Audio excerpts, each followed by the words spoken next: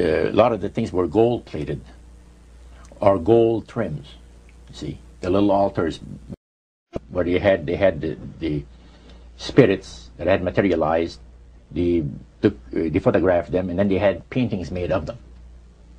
And there was probably about maybe 100 of those around the place. Sort of like a shrine? Yeah, and underneath there was a little altar where you have incense and things that they would use in their prayer sessions and things like that, devotions to certain spirits. And some of the objects in there, the priest said, were solid gold. It was a unique experience to see that. So how did you feel when you walked into that room? I felt that these people had power, and they had a lot of it. Did that attract you? Yes and no. You had mixed feelings about it? I had mixed feelings about it, yeah. Because to a certain extent, things looked so good and sounded so good to us. But you see, I'd been brought up in a Christian home where my parents had told us we were 8 children in the family. And especially the older ones, you know. My dad says, well, you know, if you get involved in wrongdoing, you're going to have to pay the price. There's always a cost for everything in this world. So this thought kept creeping to my mind. Just how far you go with these spirits before we start paying the price. See? So it made you just a little bit nervous. Oh, yes. But yet you kept going back. Oh, there was no way out. Because that we were told. You knew at that time. Yeah. So you were moving forward more on fear. More on fear, yes. Because the high priest said that the master had special plans for us in our lives. And that no one ever went into the society unless they were invited by the spirits. See, so that was made very clear. And he also expressed to us the danger, explained to us the danger of going against the will of the spirits. And he mentioned about this one man and his wife that live in a fireproof building in Montreal. The place burned right down with him in it. Mm-hmm. He was one of their members that had decided that, well, he wanted to think things over. He was not going to get initiated at a time that the spirit said he would like him to be initiated into the society. So in reality, Roger, you were chosen by high-powered demon spirits to be a part of their human, special, privileged group. You see, these people in Montreal, the society, like the priest mentioned, there's thousands of spirit worshippers, you know, in different societies of spirit worshippers in this world. But he says, we are the elite. We know the real truth about the master and his angels. And they are not hideous-looking beings. They are gorgeous creatures. And from the paintings that they had on the wall of the walls of that worship room, they were unique beings. Especially there was a painting full size, full-length painting of the fallen Lucifer above his altar. And that was very fascinating, because he looked like a man of great intellect, high forehead, the way that he looked with his eyes, the way he had the eyes looking. It gave you a depth of perception of somebody that is very, very knowledgeable and powerful. Powerful, yeah. So Roger, this high priest that you talked about, he is the one that ushered you down into the worship room. Mm-hmm. Was he also the one that led out in the praise sessions that you talked about? Yes, and he had an assistant also, another priest. Okay. Now, when you would go to these praise sessions, what kinds of things happened at those sessions? Well, there's a lot of success stories. Positive mental attitude kinds of things? Well, yes, a lot of success stories. The masters has done this for me and that for me. I remember one lumber dealer, he had like half a dozen different operations in the province of Quebec, and everything that he touched seemed to turn to money. You know? And he was telling about it. And then there's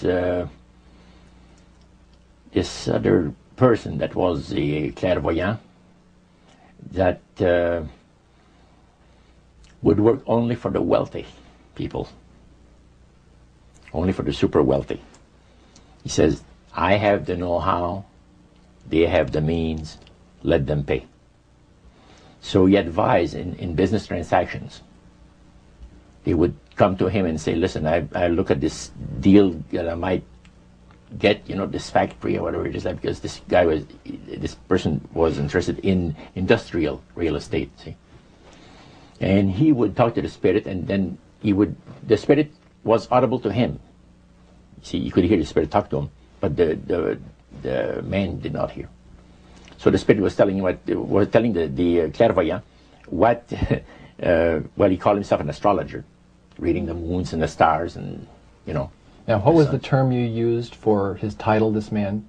Clairvoyant. Clairvoyant. Oh, clairvoyant. Clairvoyant. Okay. Yes, and it was interesting. This person stood up and says, I had a nice little experience last week. And he says, the masters, he says, they take care of you.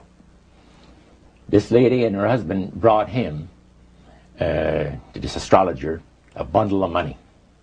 They said, this is the deal that you... And he works at only on percentages. Only on percentages. He doesn't work for set amounts of money. Only percentages of what the people are going to make. So he said, they brought me a substantial amount of money. And they were very happy with it, and I thought it was very reasonable. But then my guide, spirit, says, ask them when they're going to give you the other $1,700 that is really yours. And he says to the folks, I would like to know now, before we leave here, when will you have the $1,700 to give me? That makes up my part of, rightful part of the deal. The wife fainted, and the husband says, we'll have the money for you within 24 hours. So that was this type of priest. So he was thanking the demons for helping him to know that. Oh, yeah. Mm-hmm. Even spirits, yeah. At what point did this demon worship start to affect you personally, Roger? Well, it wasn't too long that the priest mentioned to us that the time had arrived for us to start trusting the spirits and give the spirits a chance to work for us. And there was a number of gifts that you could choose from. You see. And I used to play the horses, some. Not knowledgeable at all. I used to go to those bookies, play the horse every so often. But I said, hey, I would like to be able to, for the spirit to instruct me on the numbers and the name of the horses that's going to win, at Belmont or some other racetracks like that. Make myself a little money. So the priest says, it'll be given you. And sure enough, one night whether I fell into a trance or dreamed the thing, I don't know exactly what happened, but I saw 3 races that were really going to pay big. And these horses were dummies, so to speak. You know what I mean? They were not really good horses. They were like one horse paid 21 to 1 because he was that poor, right? The chance of winning was so poor that they paid 21 to 1 on him. And it showed me I saw the board, the bouquet, and the number on it. And I went there, and they said it was going to be on Saturday. That was like on Wednesday. A few days later, it was Saturday. I went there, and sure enough, there they were on the boards. I went to the wicket and handed some money and got myself a winner. Now I said, well, I'm a little crazy.